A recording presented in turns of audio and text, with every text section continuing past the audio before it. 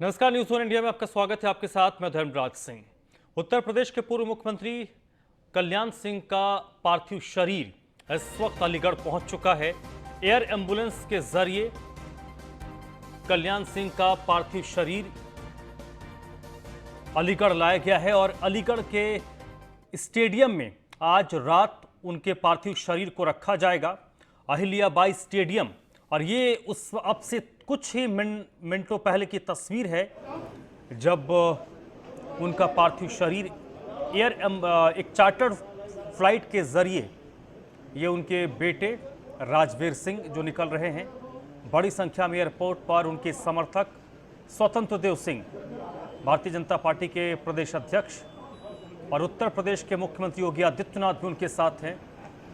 उनके पार्थिव शरीर के साथ ये तमाम वरिष्ठ बीजेपी नेता अलीगढ़ पहुंचे हैं। मुख्यमंत्री योगी आदित्यनाथ आज अलीगढ़ में ही रुकेंगे और मुख्यमंत्री का आगमन और उम्मीद की जा रही कि कल सुबह कई और वरिष्ठ भारतीय जनता पार्टी के नेता अलीगढ़ पहुंच सकते हैं।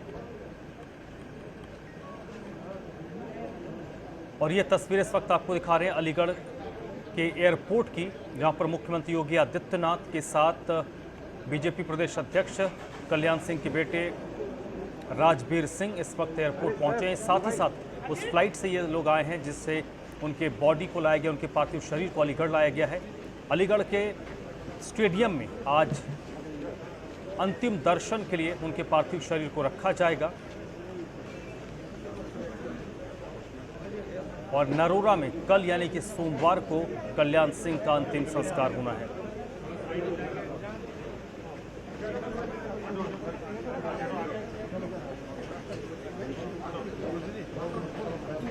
और इस वक्त मेरे साथ योगेंद्र सिंह जुड़ रहे हैं जो अहिल्याबाई स्टेडियम में मौजूद हैं, जहां पर कल्याण सिंह के पार्थिव शरीर को अंतिम दर्शन के लिए रखा जाना है। योगेंद्र, कल्याण सिंह ने अलीगढ़ और उस पूरे क्षेत्र को एक पहचान दी, साथ ही साथ एक अभिभावक वाला क्षण होता होगा जब भी कल्याण सिंह अलीगढ़ और आसपास के क्षेत्र के लोगों से मिलते होंगे। उनको लगता होगा कि उनकी बात कहने वाला राष्ट्रीय फलक पर कोई है और आज वो सूर्य अलीगढ़ का अस्त हो गया। किस तरीके से कल्याण सिंह को अलीगढ़ के लोग याद कर रहे हैं? कल्याण सिंह का अलीगढ़ से बहुत ही लंबा जुड़ाव है, क्योंकि वो यही अध्यापक रहे हैं पतरौली में और उसके बाद यहीं से वो नेता बने हैं। नेता बनने के बाद उन्होंने यहीं से वो मुख्यमंत्री बने हैं। तो और दूसरे वो यहाँ के इतने सारे इतने लोगों से जुड़े हुए हैं, उनकी बात काटने की हिम्मत यहाँ किसी में नहीं है। कोई जो भी बाबूजी कल्याण सिंह जी कह देते थे वो सही होता था। जितनी भी जब बीजेपी में उन्होंने ज्वाइन करी उसके बाद भी इनके पूरे क्षेत्र में बुलंदशहर और अलीगढ़ और कासगंज और एटा, इन क्षेत्रों में जो भी टिकट के प्रत्याशी फाइनल हुए वो उनके उस पर ही इशारे पर ही फाइनल हुए कि ये उनके बने। तो इस बात को आप समझ सकते हैं कि उनका इस क्षेत्र में कितनी मजबूत पकड़ होगी। और लगभग जितने भी प्रत्याशी उन्होंने अपने कराए वो सारे के सारे प्रत्याशी यहाँ जीते, जो जिसकी जीत में उन्होंने काफी बड़ी भूमिका यहाँ पर दिखाई। इन्होंने कभी भी अतरौली से एक आध बार का छोड़ दे, लेकिन अतरौली और एटा कासगंज इधर से कभी हार का मुंह नहीं देखा। जब भी ये खड़े हुए तो अच्छे मतों से, अच्छे अंतरों से ये यहाँ पर जीते हैं। चाहे ये जब खड़े हुए खुद, जब इनकी पुत्र वधू खड़ी हुई तब, और जब इनका जो कहते हैं अभी बेटे जो सांसद है राजवीर सिंह वो, और जो कहते हैं अब जो इनके वो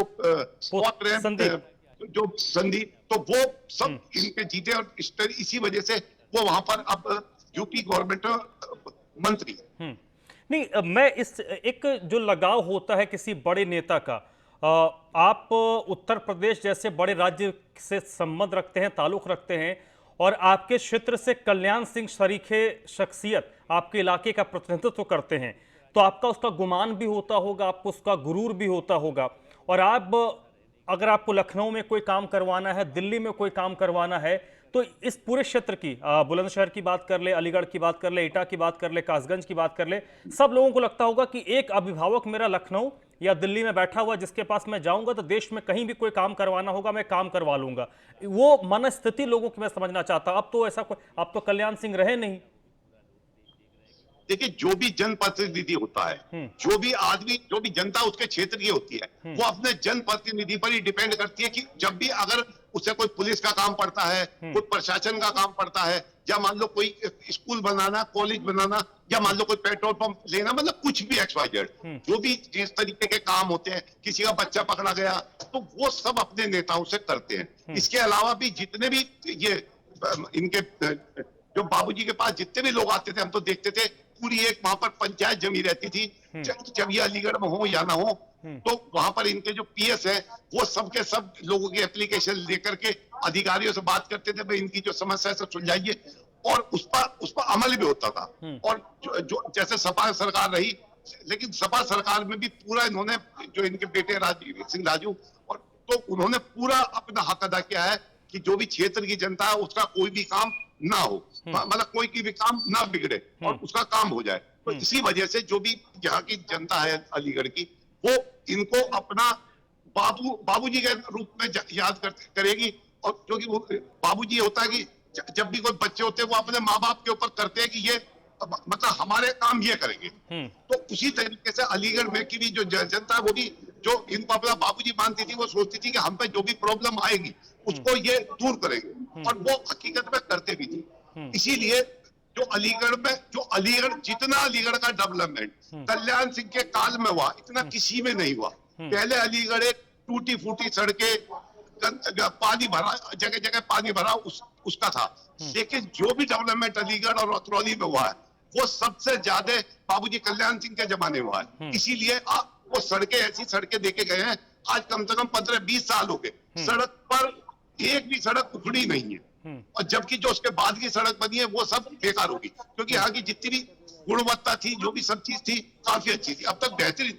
और जितने भी नाले बने अलीगढ़ में, नाले सबसे महत्वपूर्ण चीज है, और सीवर लाइन, उन सब का काम जो बहुत बड़े लेवल पर करवाया वो जब बाबूजी मुख्यमंत्री रहे हैं तो उनके कार्यकाल में हुआ है सारा का सारा।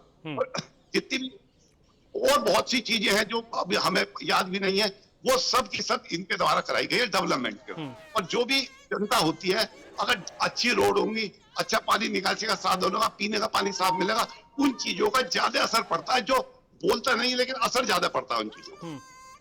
ठीक है। और ये जो खालीपन आया है योगेंद्र, क्योंकि आप लंबे वक्त से उस पूरे क्षेत्र को एक पत्रकार के तौर पर कवर कर रहे हैं, देख रहे हैं, क्या इसकी भरपाई तो खैर कभी नहीं की जा सकती है, लेकिन जो जिम्मेदारी उन्होंने अपने पोते, अपने बेटे पर दी है, लोग एक बड़ी तुलनात्मक नजरिए से देखते हैं, और खासकर तौर पर जिस तरीके के बड़े लोग होते हैं, उनके जो बच्चे होते हैं, उनका बेटा हो या पोता हो, तो उस नेता की छवि तलाशने की कोशिश करते हैं। हालांकि कल्याण सिंह की शख्सियत बिल्कुल अलग है, आप उनकी तुलना किसी से कर ही नहीं सकते, लेकिन फिर भी क्या उस विरासत को, एक लेगेसी, एक डेस्टिनी अलग है और एक लेगेसी अलग है, तो क्या उस लेगेसी को बढ़ाने में किस तरीके से उनके पोते हों या उनके बेटे हों, किस तरीके से इसको आगे बढ़ा सकते हैं? देखिए, जो आपने एक बात पूछी कि कल्याण सिंह की उम्र लगभग 90 साल थी, 89 ईयर, ठीक है।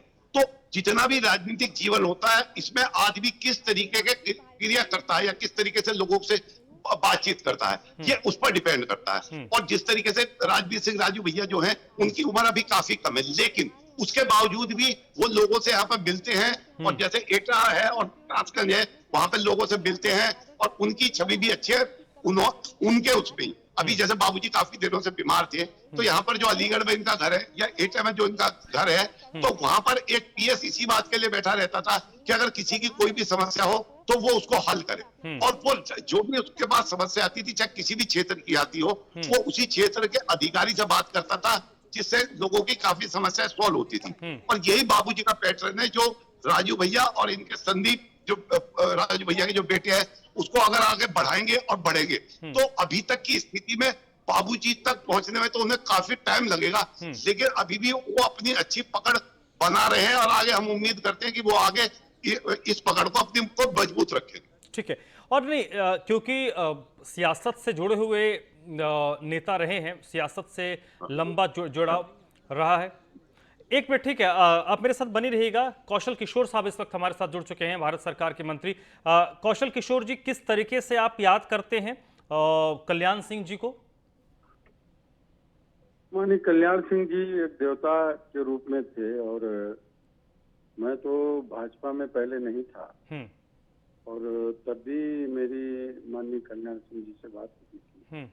मैं जब निर्दलीय विधायक बना तो उन्होंने जो अपनी पार्टी बनाई थी उससे वो भी विधायक रहे, तो मैं उनके साथ विधायक भी रहा हूँ।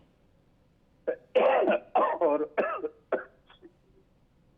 विधायक की शपथ भी विधानसभा में सबसे सीनियर लीडर होने के नाते माननीय कल्याण सिंह जी ने कराई थी, और शपथ कराते समय भी कहा था कि आप जो है सही तरीके से जैसे चल रहे हो चलते रहिएगा, तो आप किसी दिन जो है आप बड़ी ऊंचाइयां पाने का काम करो।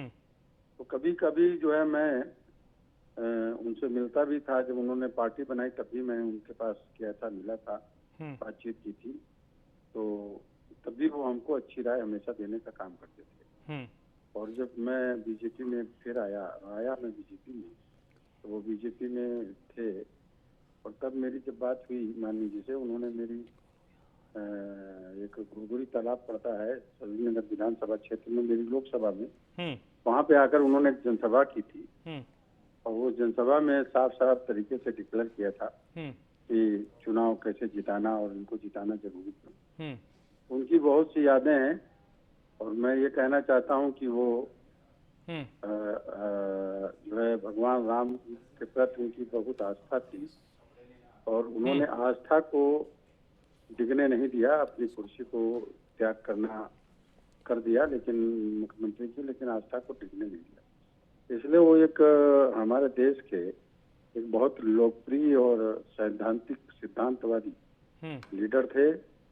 पार्टी के कार्यकर्ताओं के अलावा जनता में भी बहुत उनका मान सम्मान था, और एक सच्चे, ईमानदार और बेहद निष्ठावान पार्टी के लीडर थे, जनता के लीडर थे। उनके जाने से बहुत बड़ी क्षति हुई है, और इस क्षति की पूर्ति करना एक मुश्किल काम है, बहुत बड़ी क्षति हुई है। एक जो शून्यता आई है इनके जाने से, ये शून्यता तो को कभी भर नहीं सकता, लेकिन उनके सिद्धांतों को कैसे भारतीय जनता पार्टी आगे लेकर जाएगी? उनके जाने से शून्यता तो आई है, और आज जो राम मंदिर बन रहा है, ये उनके त्याग, उनका भी उसमें बड़ा त्याग है, और जो विवादित ढांचा था उनके पीरियड में ही वो गिरा, और फिर उसके बाद उसकी शुरुआत हुई, जिससे आज वो सबके सहयोग से उस राम मंदिर का निर्माण हो रहा है।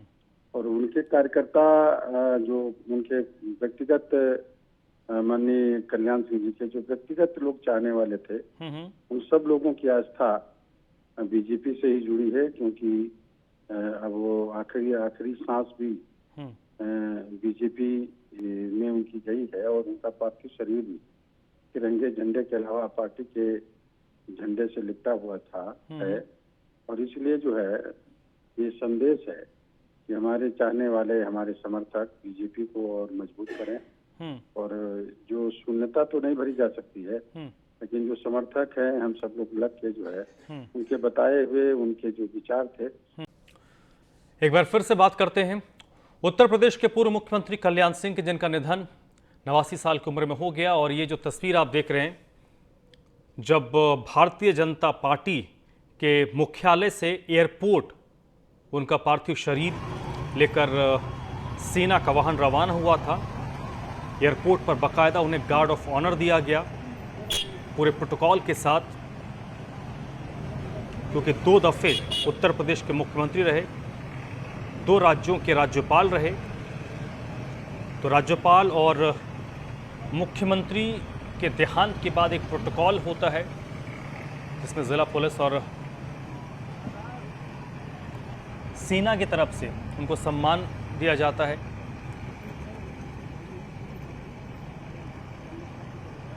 ये अलीगढ़ से लाइव तस्वीरें इस वक्त आपको दिखा रहे हैं। उनके पार्थिव शरीर को अलीगढ़ के एयरपोर्ट से इस वक्त अहिल्याबाई स्टेडियम लेकर जाया जा रहा है। उससे पहले आज सब सुबह उनके आवास पर उनके पार्थिव शरीर को रखा गया था। वहां से विधान भवन थोड़ी देर के लिए लेकर जाया गया और विधान भवन के बाद उनके पार्थिव शरीर को बीजेपी मुख्यालय पर रखा गया। प्रदेश बीजेपी मुख्यालय में उनके कार्यकर्ताओं ने अंतिम दर्शन किए।